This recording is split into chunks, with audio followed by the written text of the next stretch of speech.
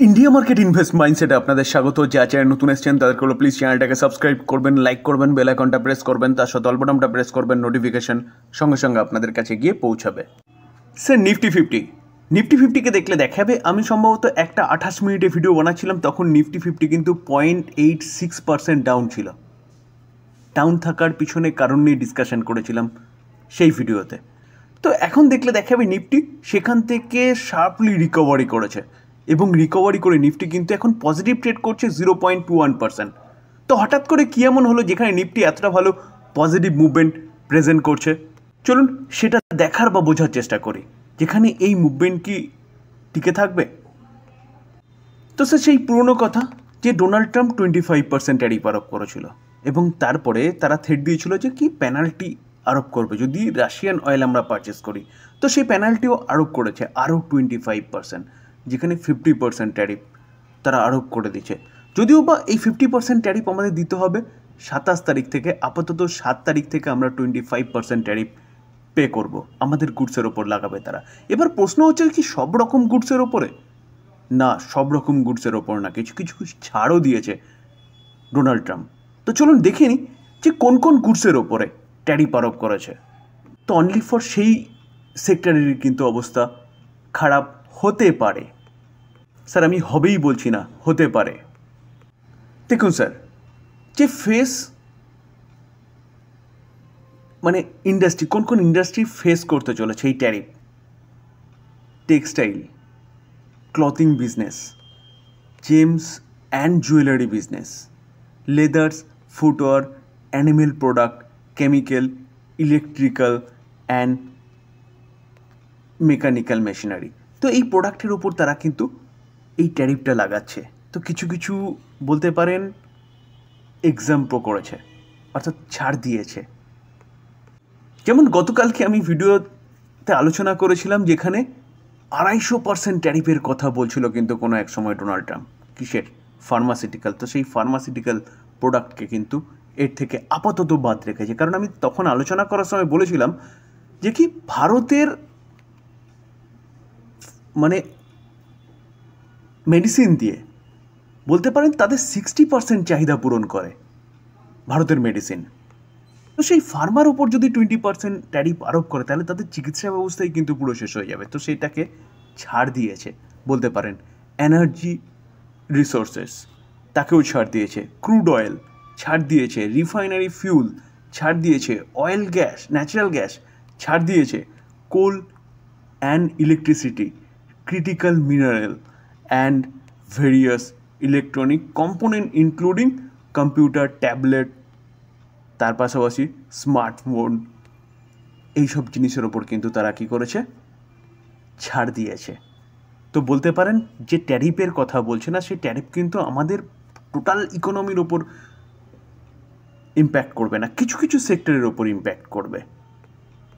তো এই গেল ফার্স্ট কারণ আজকের দিনে মার্কেট রিকভারি করার পিছনে। সেকেন্ড কারণ তো হচ্ছে আরও বলতে পারেন গুরুত্বপূর্ণ কারণ। তো চলুন সেটা দেখি। তো গতকাল ডোনাল্ড ট্রাম্প 50% ট্যারিফের কথা বলছে, যেটা লাগু হতে চলেছে 27 তারিখ থেকে। তো আজকের দিনে কিন্তু আমাদের পিএম কিছু বিবৃতি জারি করেছে। তো চলুন সেটা একটু দেখি। পিএম মোদি স্পষ্টই জানিয়ে দিয়েছে যে ডোনাল্ড ট্রাম্পের এই যে ট্যারিফ, সেই ট্যারিফের সাথে নো কম্প্রোমাইজ, অর্থাৎ কোনো রকম কোনো কম্প্রোমাইজ কিন্তু ভারত সরকার করবে না বা ভারত করবে না। তো ভারত সরকার কি বলছে?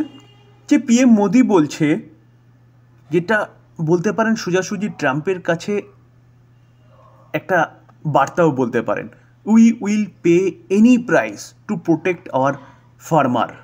যেটা স্যার আমি আগেও আপনাদের সাথে আলোচনা করেছিলাম, যেখানে ডোনাল্ড ট্রাম্প কিন্তু চাইছিল ফার্মার ইন্ডাস্ট্রিতে ঢোকার জন্য বা ডেইরি প্রোডাক্ট নিয়ে ঢোকার জন্য, যেখানে আমাদের ফার্মারদের ডিরেক্ট ক্ষতি হবে।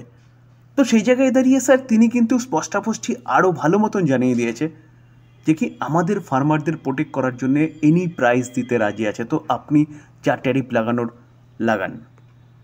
তার পাশাপাশি পিএম মোদি এটাও জানিয়েছে যে কি তারা 20,000 কারোরের, অর্থাৎ ইন্ডিয়া 20,000 কারোরের একটা স্কিম লঞ্চ করছে, যেখানে এই এক্সপোর্টের ফলে মানে এক্সপোর্টের ওপর যে ট্যারিফ লাগিয়েছে না, তার ফলে যেই সেক্টর বা যেই কোম্পানিগুলো ক্ষতি হবে সেই কোম্পানিগুলোকে পে করার জন্য, অর্থাৎ বলতে পারেন যে গভর্নমেন্ট সেই সব সেক্টরকে 20,000 করোড়ের একটা সহযোগিতার হাত বাড়িয়ে দিতে চলেছে।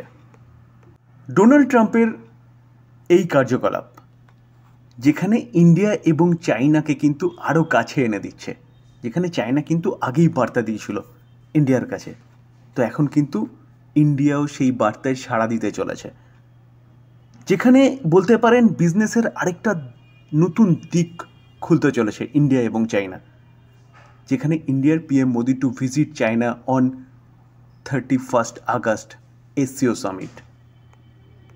তার আগে অলরেডি কিন্তু গুটি সাজিয়ে ফেলেছে কে? বিদেশমন্ত্রী এস জয়শঙ্কর। তিনি কিন্তু আগেই চায়না গিয়ে মোটামুটি বলতে পারেন ফার্স্ট লেভেলের কথাবার্তা শেষ করে আসছে।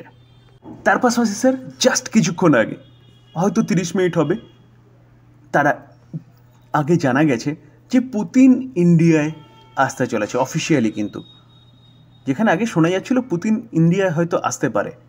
তো এই যে এসসিও সামিট, সেখানে পুতিন, মোদি এবং জিনপিং তারা একসাথে হতে চলেছে, এবং তার আগে পুতিন ইন্ডিয়ায় আসছে।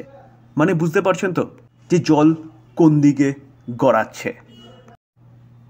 স্যার আমাদের এনএসএ অর্থাৎ ন্যাশনাল সিকিউরিটি অ্যাডভাইজার, তিনি কিন্তু অর্থাৎ অজিত ডোভাল সাহেব কিন্তু এখন মস্কোতে রয়েছে, যেখানে কিন্তু বলতে পারেন অলরেডি গুটি সাজানো শুরু হয়ে গেছে ইউএসের দাদাগিরির বিরুদ্ধে, বলতে পারেন স্যার, যেটা কোনোদিনও সম্ভব ছিল না। চায়না এবং ইন্ডিয়ার ভালো বন্ধুত্ব, সেটা কিন্তু ইউএসের দ্বারা সম্ভব হয়েছে। ইউএস মিন্স ডোনাল্ড ট্রাম্পের দ্বারা সম্ভব হয়েছে। তো স্যার এই কারণেই কিন্তু মার্কেটের মধ্যে একটা পজিটিভ মুভমেন্ট দেখা গেছে, এবং মার্কেট খুব ভালো একটা মুভমেন্ট দেখিয়েছে লাস্ট মুভমেন্টে, বলতে পারেন। তো এই মুভমেন্ট কি থাকবে আপসাইড মুভমেন্ট? স্যার যা খারাপ হওয়ার সেটা কিন্তু করে দিয়েছে ডোনাল্ড ট্রাম্প, এখান থেকে আর খারাপ হওয়ার তেমন কিছু নেই। মার্কেট এখান থেকে কনসিডারেট করবে বা আপসাইড মুভমেন্ট দেখাবে, নিচে যাওয়ার জায়গা খুব কম, বা এর থেকে খারাপ হওয়ার জায়গা খুব কম, কারণ তারা অলরেডি 50% ট্যারিফের কথা বলে দিয়েছে, এবং সেই অনুযায়ী ভারতও কিন্তু গুটি সাজানো শুরু করেছে। তো এক্সপেক্টেড এটাই থাকবে যে মার্কেট আবারও 25,000, 26,000 এবং তার উপরেও মুভমেন্ট দেখানো শুরু করবে সামনের দিনে। আলোচনা এই পর্যন্ত। যদি ভালো লাগে, যা চ্যানেল নতুন এসেছেন তাদেরকে বলো প্লিজ চ্যানেলটাকে সাবস্ক্রাইব করবেন, লাইক করবেন, বেল আইকনটা প্রেস করবেন, তার সাথে অল বাটনটা প্রেস করবেন, নোটিফিকেশন সঙ্গে সঙ্গে আপনাদের কাছে গিয়ে পৌঁছাবে। থ্যাংক ইউ, ভালো থাকবেন।